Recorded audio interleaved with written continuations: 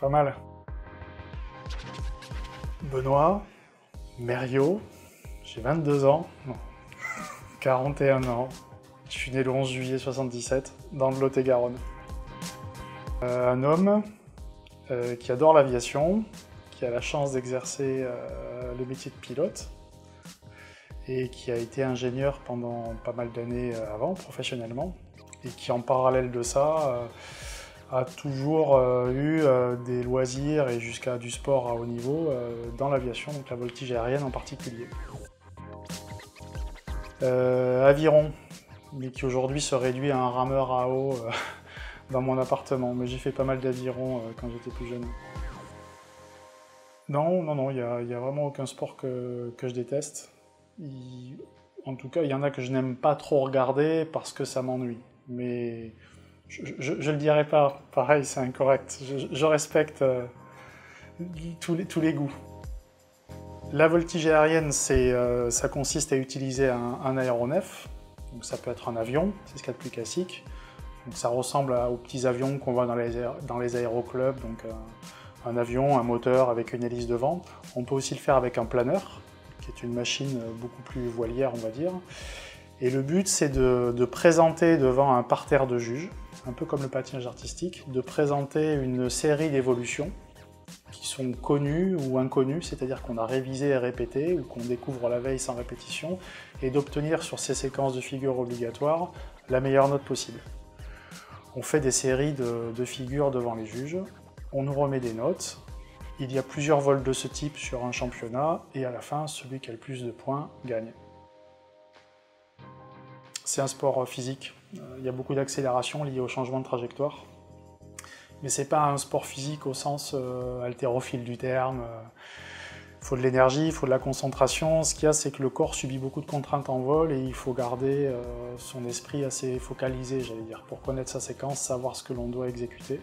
On prend beaucoup de décisions sur un temps très court. Voilà. Les programmes durent quelques minutes, j'allais dire. Sur un championnat, au minimum, on fait 3 vols de quelques minutes, jusqu'à 5 à 6 vols. C'est très peu de temps en l'air. Au final, on passe moins d'une demi-heure en l'air, j'allais dire, à voltiger pendant un championnat de France, ou un championnat d'Europe, ou un championnat du monde pour les meilleurs. Et ça, c'est le résultat de quasiment 8 mois d'entraînement sur l'année, quoi. Alors, en planeur, j'ai eu la chance d'avoir quelques titres de champion de France et de champion du monde en voltige planeur, c'est la terminologie exacte, et je précise en catégorie Advance, la catégorie avancée. J'ai passé quelques années en équipe de France Unlimited, on dit illimité après. Mon meilleur résultat là-dedans, je crois que c'était une médaille d'argent sur un programme libre, un championnat en Finlande. Le titre de champion du monde, c'était en 2011. Et là, cette année, j'aimerais bien... j'étais dans le groupe France il y a 2 ans, donc il y a un peu l'antichambre, c'est les pilotes qu'on détecte quand ils changent de catégorie. Là, j'aimerais bien aller chercher une place en équipe de France. Et en équipe de France catégorie Advance à nouveau, en avion. Et puis dans 2-3 ans, j'aimerais bien être en catégorie Elite, Unlimited, la dernière. Celle où on se fait mal. Alors je ne sais pas si j'ai ces qualités-là. Ce qu'on recherche... une capacité à se concentrer sur un temps quand même assez court et à être très très bon en restitution. Ça c'est pour le pilotage de la machine. Avoir un pilotage très instinctif, c'est-à-dire l'activité de pilotage doit devenir secondaire. Les très bons pilotes et ceux qui gagnent arrivent à se concentrer sur des choses fondamentales que sont comment gérer le vent, comment présenter la machine devant les juges. Ils ne sont pas en train de se demander comment il faut faire telle ou telle figure. Ça, c'est déjà quelque chose de complètement acquis. Et acquérir cette aisance-là, c'est très difficile. Et puis la bonne gestion du stress, c'est-à-dire... moi, je pense qu'on ne joue pas sa vie en vol. J'y vais maintenant en me disant c'est de la gourmandise, c'est du plaisir. Il faut essayer d'avoir cette démarche-là. Et il faut essayer de ne pas feinter son esprit, il faut essayer de le penser sincèrement, ce qui est difficile. Mais il faut se retrouver dans une situation où le risque est bon, où on peut tenter des choses en l'air, faire des choses un peu couillues, comme on dit, mais qui vont marquer les juges et faire qu'on s'en sort. Et donc, essayer de déstresser au maximum son vol.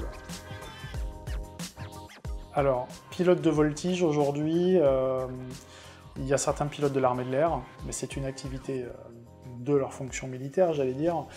Et il y a quelques sports mécaniques, enfin il y a les Red Bull Race dont on entend pas mal parler au niveau média. Je pense qu'aujourd'hui en France et en Europe c'est très difficile de vivre uniquement de la voltige aérienne directe, c'est-à-dire en tant que pilote. On peut espérer vivre des choses qui y sont attachées, comme être instructeur en aéroclub, instructeur de voltige. On peut financer une partie de ses heures de vol avec du sponsoring. En vivre totalement, ce que j'appelle totalement, c'est-à-dire dans le présent, et projeter un futur et voir faire toute sa carrière dedans, pour moi aujourd'hui ça n'existe pas. Mais j'espère me tromper. Outre-Atlantique, je pense qu'un certain nombre de pilotes y arrivent parce qu'il y a une culture du show et du meeting aérien qui fait que plus d'argent est dédié au spectacle, et les pilotes de voltige académiques, quand je parlais de ces championnats tout à l'heure, arrivent à financièrement vivre du show aérien aussi.